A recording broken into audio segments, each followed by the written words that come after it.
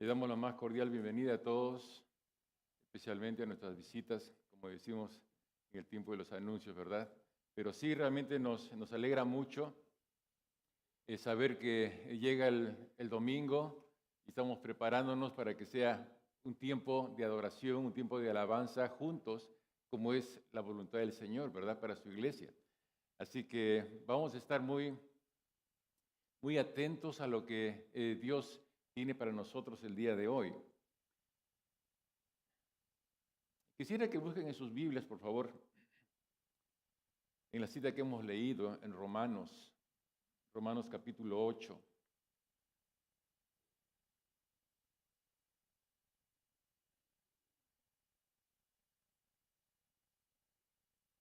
Este es un pasaje muy conocido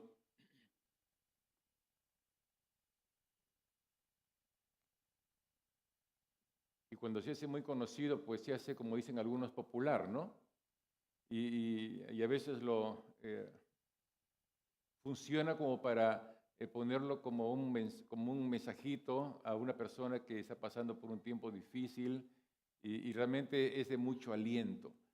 Quisiera que en esta mañana podamos leer este pasaje una vez más, si me permiten, una vez más, y que podamos reflexionar, no tanto como el texto que conocemos, pero como el texto que hoy día vamos a conocer un poco más.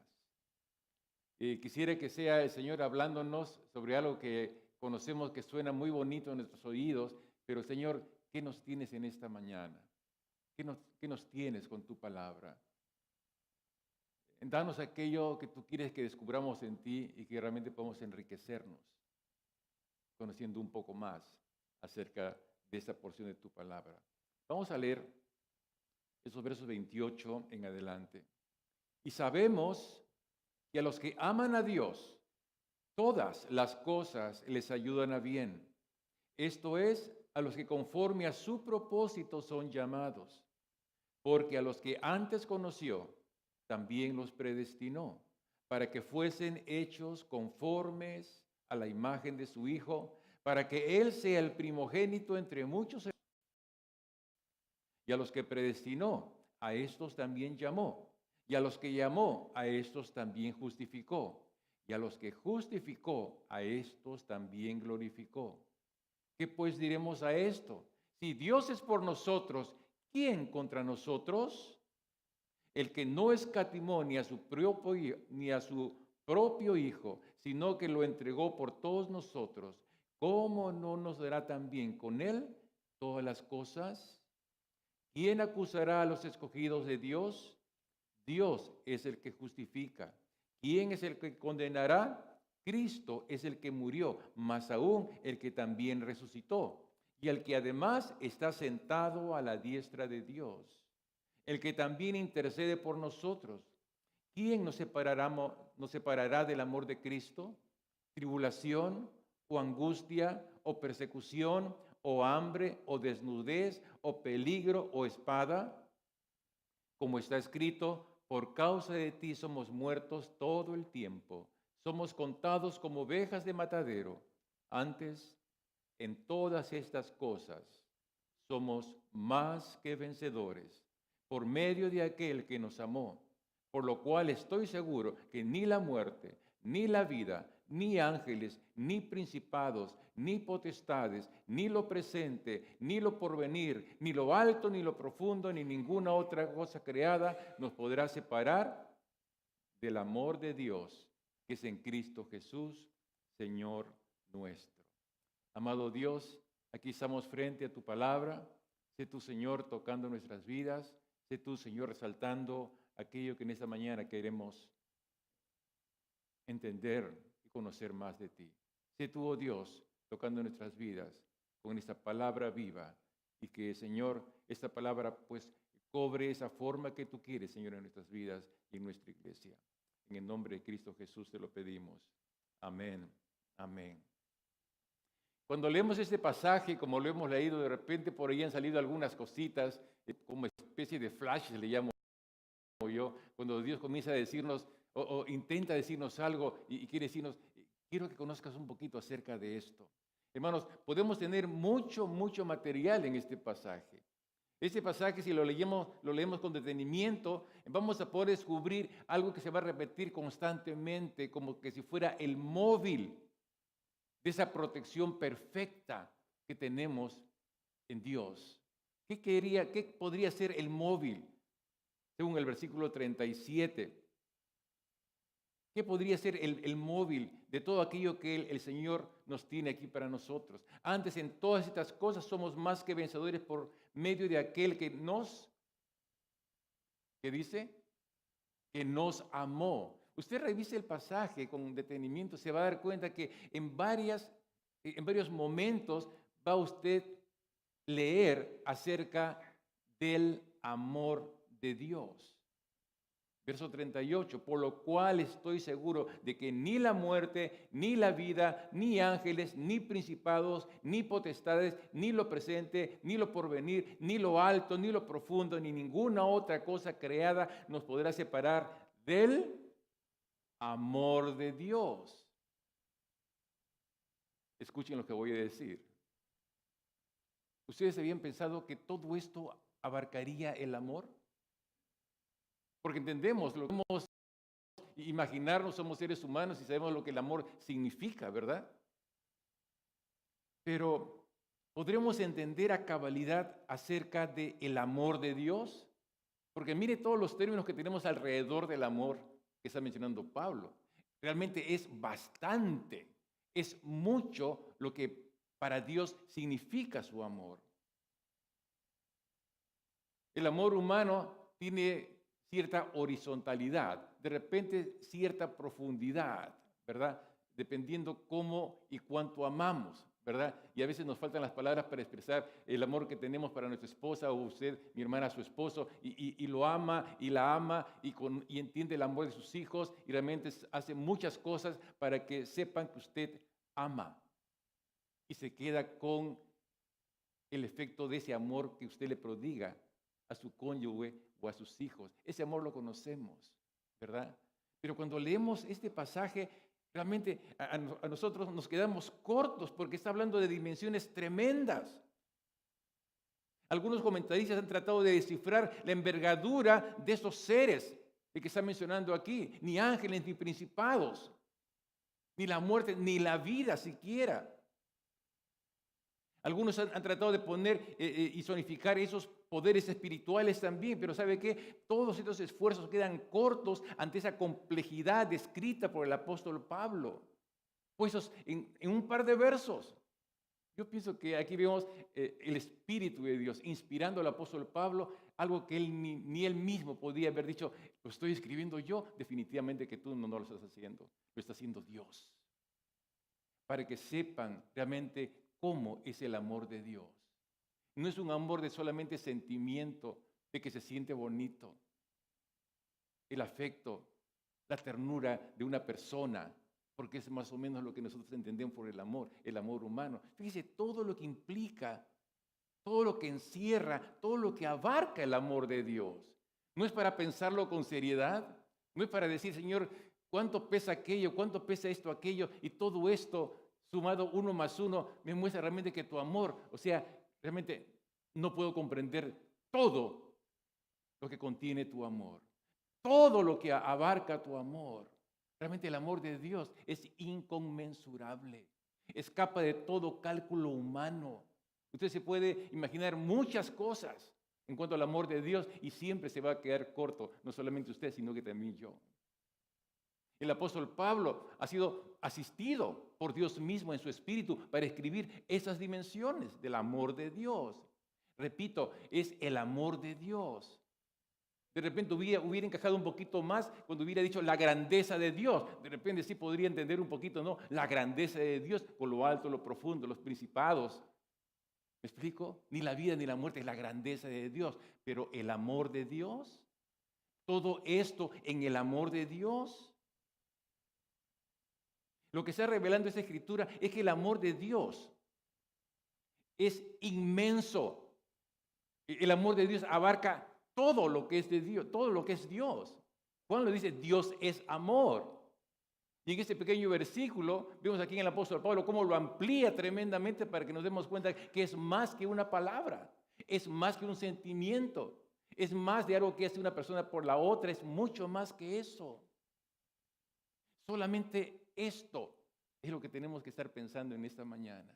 Señor, realmente enséñame a conocer más de este amor tuyo. Ese amor grande, todopoderoso, todo abarcante.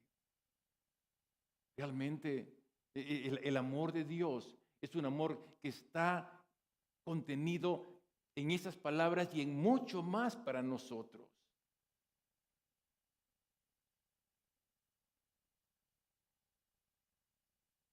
Y nos podemos quedar un tiempo en cada adjetivo y en cada frase de ese versículo 37, 38. Y realmente decir, sí, Señor, todo esto es tu amor. Todo esto abarca tu amor, Señor. Y hay muchas cosas en las cuales yo me voy a ver librado, Señor. Dice el versículo 34, el versículo 32. El que no escatimó ni siquiera a su propio Hijo, sino que lo entregó por todos nosotros, ¿cómo no nos dará también con Él todas las cosas? ¿Quién acusará a los escogidos de Dios? Dios es el que justifica. ¿Quién es el que condenará? Cristo es el que murió, más aún el que también resucitó, el que además está sentado a la diestra de Dios, el que también intercede por nosotros. Verso 35, ¿quién nos separará del amor de Cristo? ¿Tribulación, angustia, persecución, hambre, desnudez, peligro, espada? Nada nos puede separar del amor de Dios. Ninguna contingencia, ningún problema, ninguna situación, nada nos podrá separar del amor de Dios. Nada en absoluto. Estamos hablando de que si ninguna de estas cosas nos podrá separar del amor de Dios y si ninguna de las cosas espirituales celestes nos podrá separar del amor de Dios, estamos frente a la protección total de Dios. El amor de Dios es mi protección total. Nada me podrá separar del amor de Dios. Nada me podrá separar de Dios porque estoy protegido por todas partes. Por lo que me pueda acontecer, por las cosas que puedan ocurrir en las cortes celestiales, nada podrá separarme del amor de Dios. Esto es el amor de Dios. Es un amor todo suficiente, es un amor todo abarcante, es un amor realmente perfecto. ¿Y sabe por qué es perfecto? Porque nos protege de lo presente y de lo porvenir, de las cosas que nos puedan ocurrir a nosotros o que nos incurra a nosotros. Ese amor de Dios es el que el apóstol Pablo está delineando en este momento. Amén. Podemos decir, Señor, gracias por tal calidad de amor. Gracias, Dios, porque realmente ese amor yo no lo conocía de esta manera. Es un amor que realmente es una protección a todo dar. A todo dar. No hay nada que se escape del control del amor de Dios. El amor de Dios sobrepasa todas estas cosas. Está sobre todo. ¿Qué se nos viene en la mente cuando leemos todo esto que implica el amor de Dios?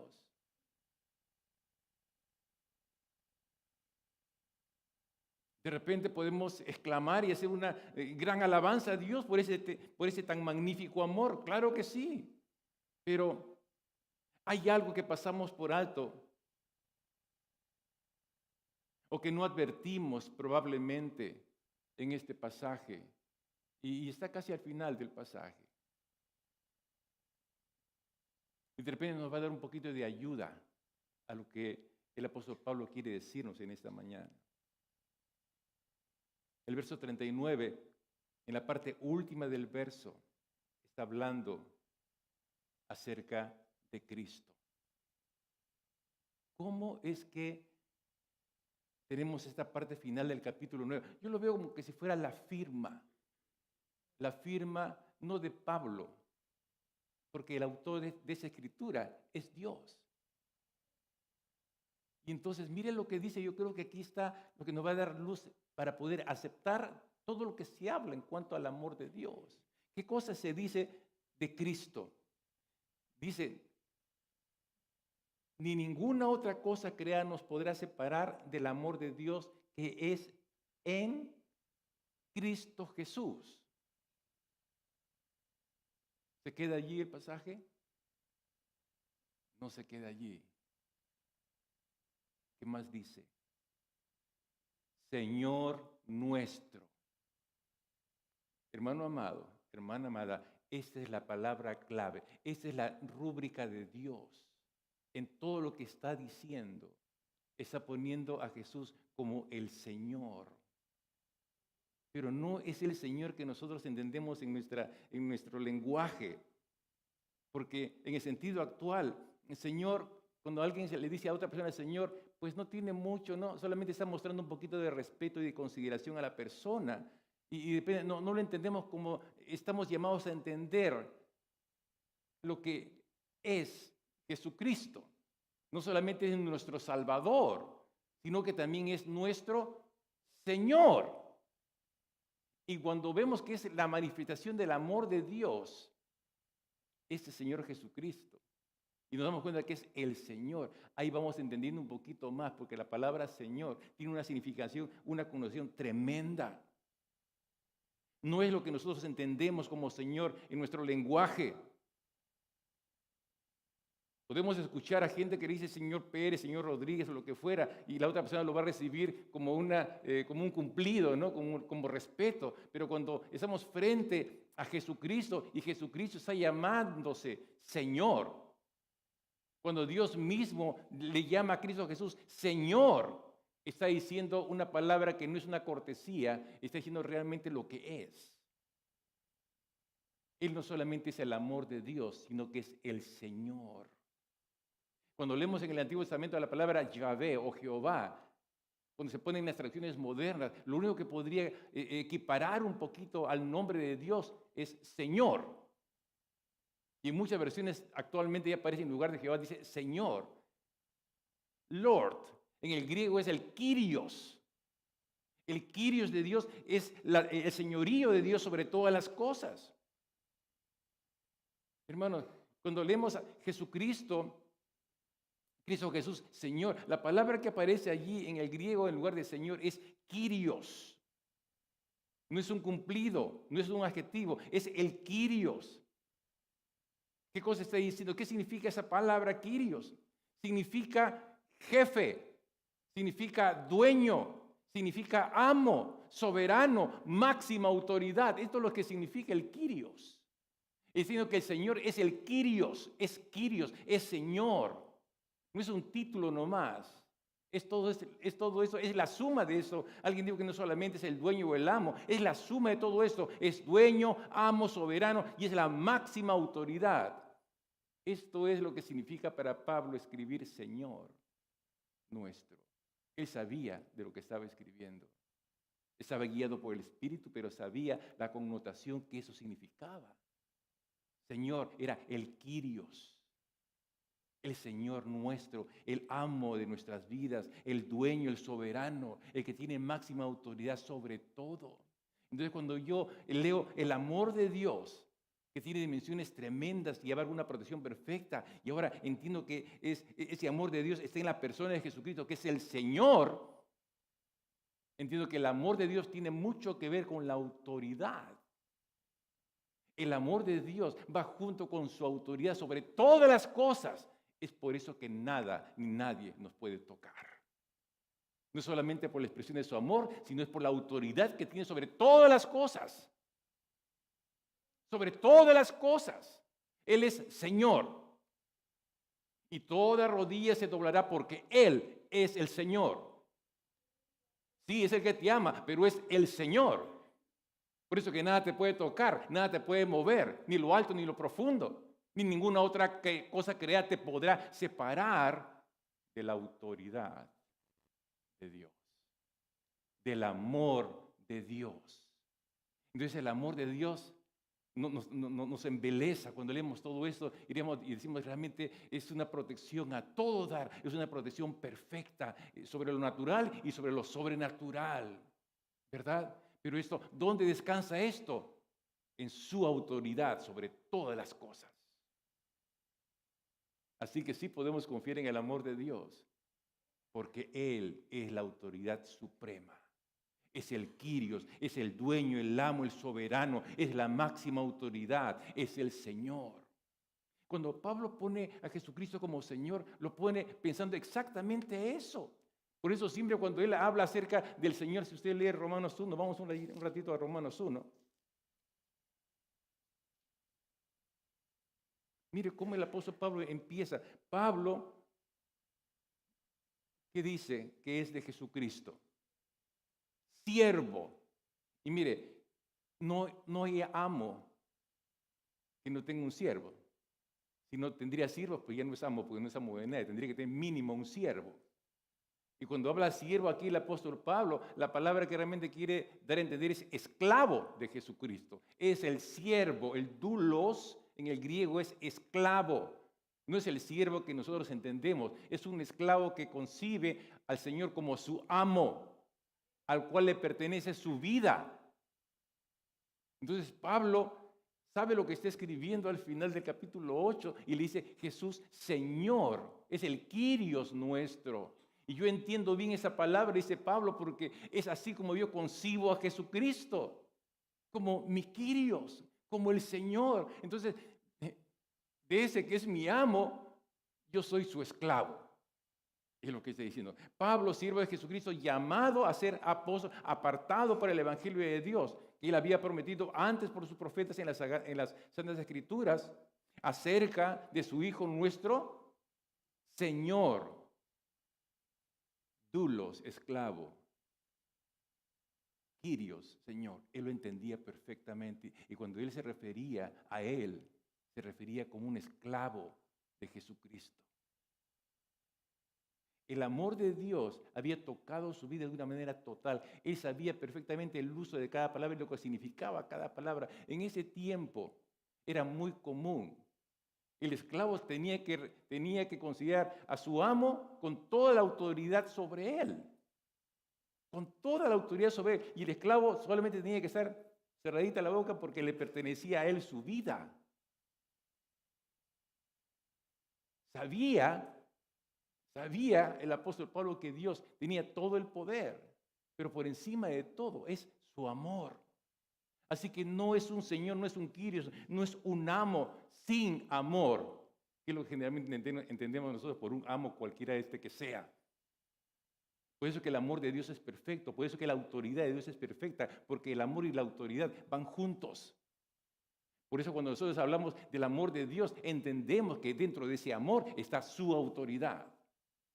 Y yo tengo que caminar mi vida sabiendo que Dios me ama, pero que tiene autoridad sobre mí. Y eso es donde estamos fallando muchos.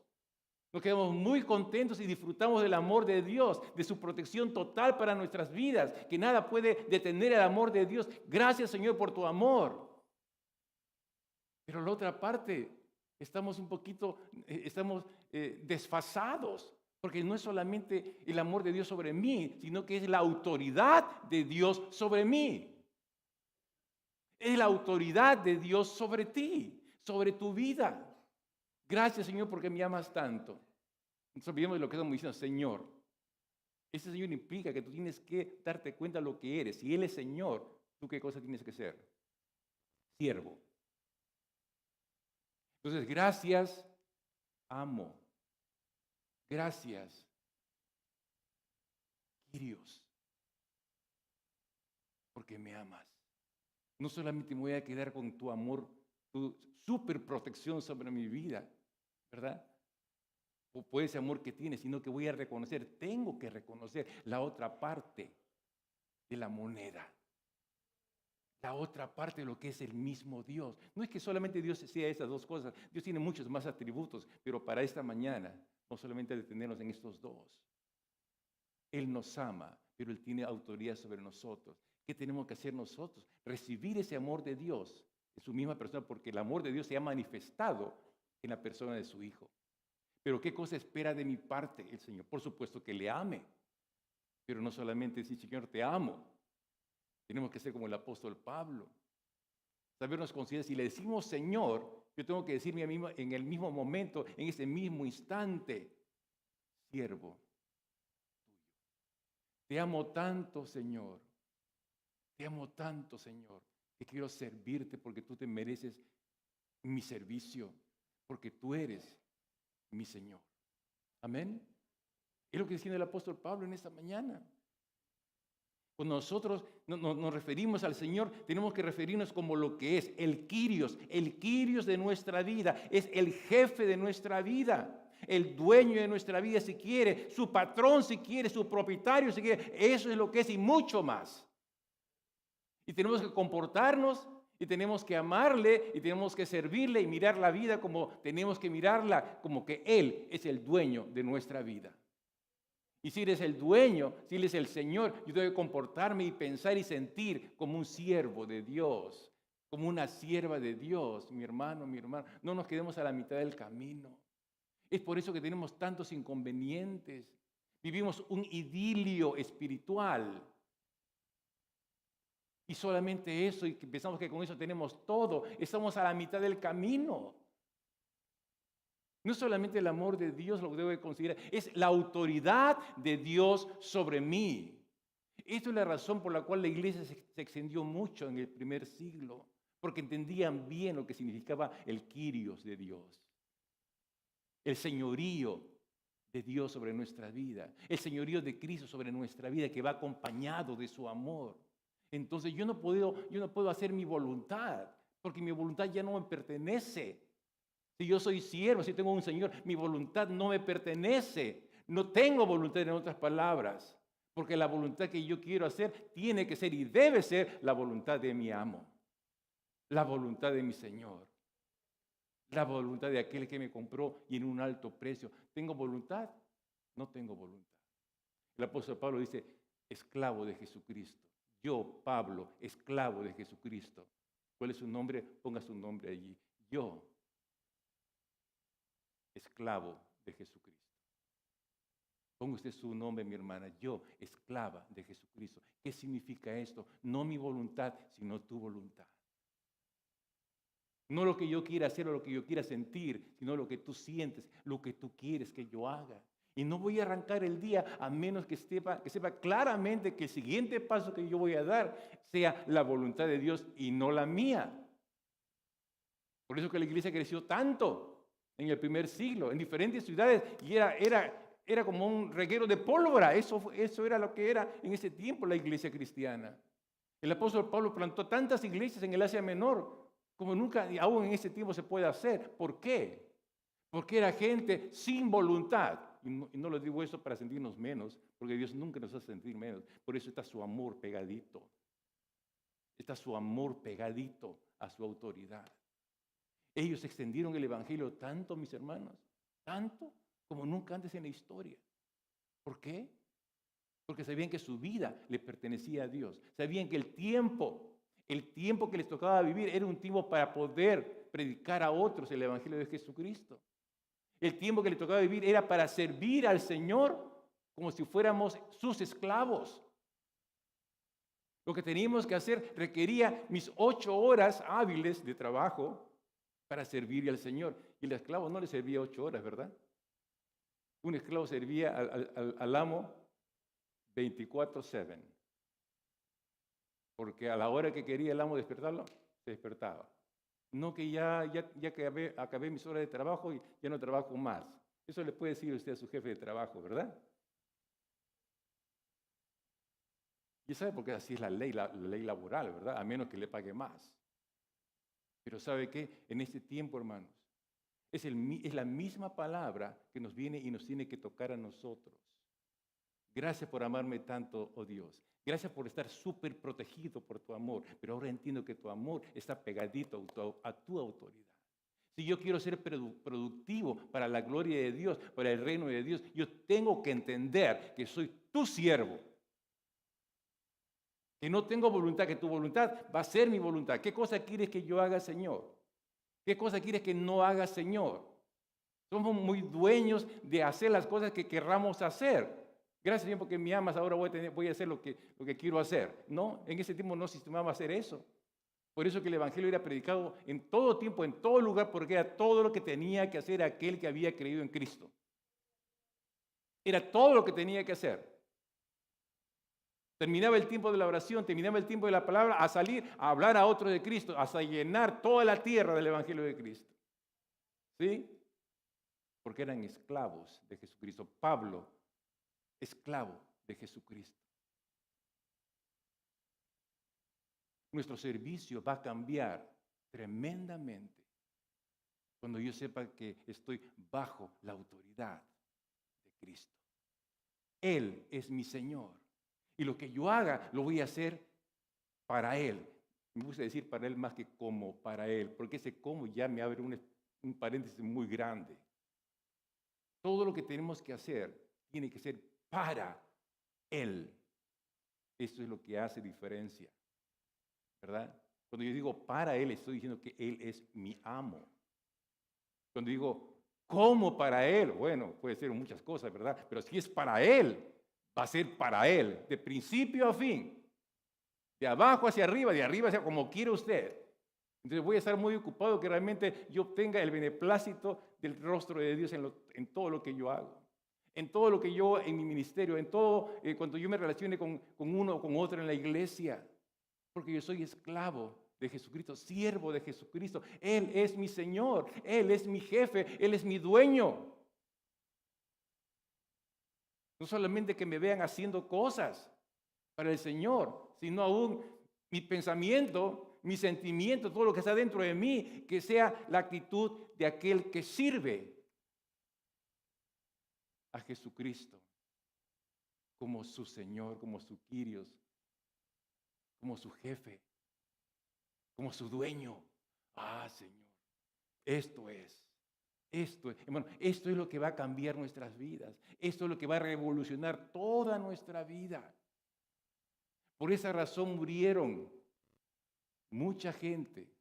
¿Y sabe qué? El tiempo que vivió que pareciera fuera cortito, de repente pudo haber sido cortito. En los apóstoles muchos durmieron de una manera terrible. Fueron cortitos, pero altamente productivos. Y hasta el día de hoy, ellos están cosechando lo que sembraron en aquel tiempo, en el primer siglo, hasta el día de hoy. ¿Por qué razón? Porque no solamente se contentaron por saberse amados por Dios, sino saberse que el Señor es el Kyrios. Los había puesto bajo la protección de su amor y ellos se debían en un servicio como un esclavo, como alguien que no tiene voluntad. Entonces, la voluntad de Dios, ¿cuál es la voluntad de Dios? Que muchos conozcan a su Hijo, ¿verdad? Esa es la voluntad de Dios, por eso todavía estamos aquí, ¿verdad? Y cuando nosotros hacemos eso, sabiendo que esa es la voluntad de Dios, es lo que yo tengo que hacer. Y mi relación con mis hermanos, tengo que hacer lo mismo. Cuando yo me relaciono con mis hermanos, tengo que tener esa misma relación. Una relación que agrade a mi amo. En mi pensamiento y en mi sentimiento. Yo no tengo pensamientos, no tengo sentimientos personales, porque yo soy un esclavo de Jesucristo. Un siervo de Jesucristo. No estoy llamado a agradarme ni a agradar a otros. Estoy llamado a agradar a Dios. En buscar de hacer su voluntad y no la mía. De conducirme esperando una sonrisa de parte de sus ojos, la de Él y de nadie más, porque soy un esclavo de Jesucristo. Pueden que las cosas vengan como vengan, pero si mi relación con mi amo, con aquel que es el dueño de mi vida está bien, puede ocurrir cualquier cosa, ni lo alto ni lo profundo, nada me podrá separar de la autoridad de Cristo. Él es mi autoridad, Él es mi Señor. Y yo sé que Él me ama también. Amén. Que el Señor abra toda una nueva dimensión de su señorío en nuestras vidas, mis amados. Que Dios cambie realmente, que no nos quedemos solamente andando en mitades de verdades. Que queremos la verdad completa tal como es. ¿Tenemos una responsabilidad frente al amor de Dios? Claro que tenemos una responsabilidad frente al amor de Dios. Es reconocer su autoridad sobre nuestra vida. Y decirle, Señor, Señor mío, Señor de mi vida, enséñame a gozarme y a deleitarme en hacer tu voluntad y no la mía. Esto es lo que Dios quiere, eso es todo. Nuestra vida va a cambiar, nuestro ministerio va a cambiar. Nuestro compañerismo unos con otros va a cambiar, nuestro amor va a ser de mejor calidad, porque nos faltaba solamente este detalle. Amén. Esto es lo que Dios quiere de nosotros. Él quiere que reconozcamos a su Hijo como el Señor de nuestras vidas, no solamente como el Salvador, sino como el Señor de nuestra vida. Cristo es el Señor de todos, pero su señorío, mi amado, mi amada, su señorío comienza en tu corazón. Acéptalo también como tu Señor. No te quedes con que es Señor mi Salvador. Gracias por amarme tanto. Gracias, Señor. Gracias, Señor. Mi hermano, en este día tú le puedes decir, Señor, tú le puedes decir, Jesús, gracias por salvarme. Gracias por ser mi Salvador. Señor, quiero que seas mi Señor. No de palabra, no como te lo he dicho hace muchos años. Ahora quiero ser tu siervo. Mi hermana, dígale, tu sierva. Considera a ti como mi amo, como mi dueño, en todos los ámbitos de mi vida, en todo lo que yo haga, en la iglesia y fuera de la iglesia, con mi familia en mi casa y con mi familia externa, extendida. Enséñame a ser siervo, esclavo tuyo, 24/7. 24/7, perdón. Todos los días. No solamente con mis hermanos en la fe, con mi familia en la fe, sino en todas partes. Mire, vamos a descubrir tantas cosas y vamos a hacer tantas cosas. ¿Sabes por qué? Porque somos asistidos por el poder de Dios para hacer la obra de Dios en su poder.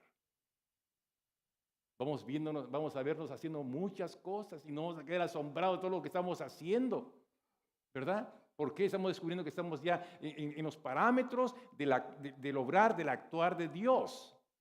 Porque es Dios obrando a través de nosotros, porque es lo que hace el siervo, la voluntad de su amo. Y eso es lo que espera ver este mundo. Eso es lo que espera ver nuestra familia, nuestros amigos. Amén. Vamos a orar al Señor. Amado Dios, te damos gracias. Gracias, Señor, por tu Hijo. Gracias, Señor, porque Él es la manifestación de tu gran y perfecto amor para nosotros. Gracias que ahora entendemos, Señor, todo lo que incluye tu amor, todo ese poder y la protección tremenda, no solamente a nuestros ojos naturales, aún sobre aquello que no vemos, Señor. Tu autoridad se despliega majestuosamente por tu amor hacia nosotros. Oh Dios, en esta mañana hemos querido resaltar, Señor, tu autoridad sobre nuestra vida. Porque tú, Señor, la reclamas día tras día. Señor, perdónanos que hemos estado caminando según nuestros propios pensamientos y pareceres nuestra vida cristiana. Perdónanos, Señor. Y hablamos de nuestra vida cuando realmente ya no es nuestra. Es tuya. Te entrego mi vida, Señor. Dígale, mi hermano, te entrego mi vida para que hagas de ella lo que tú quieras. Ya no quiero comportarme, Señor, como una persona que no tiene en cuenta quién eres tú para mí. Señor, sé tú el Señor de mi vida. Sé tú el amo, el que diga y yo hago. El que dice muévete y yo me muevo. El que me dice quítate y yo me quito. El que me dice ve y yo voy. ¿Cuántos en esta mañana quisieran decirle esto al Señor con todo su corazón? Yo quiero orar por usted, que Dios le bendiga. Alguien más que quiera levantar su mano y vamos a tener una oración al Señor. Que Dios le bendiga. Pónganse todos de pie, por favor. Vamos a orar al Señor. Porque entiendo de que ese es un sentir de todos y cada uno de aquellos que hemos creído en Jesucristo como nuestro Salvador. Esto es una cosa que no lo comprende aquel que no tiene a Cristo en su corazón, pero si usted tiene a Cristo en su corazón, esto lo ha entendido muy bien. Amén. Entonces, Él es nuestro Salvador, pero Él quiere ser también nuestro Señor. ¿Por qué razón? Por su amor.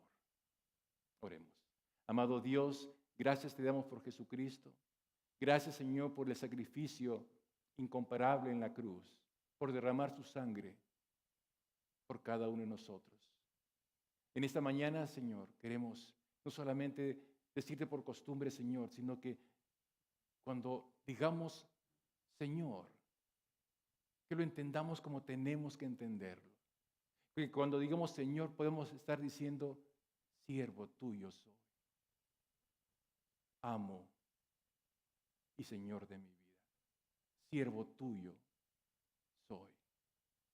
Que pueda caminar cada momento de mi vida considerándome siervo, mi hermana, considerándote sierva de aquel que te ama. Con un amor perfecto y todo protector. Ese es tu Señor y ese es mi Señor también.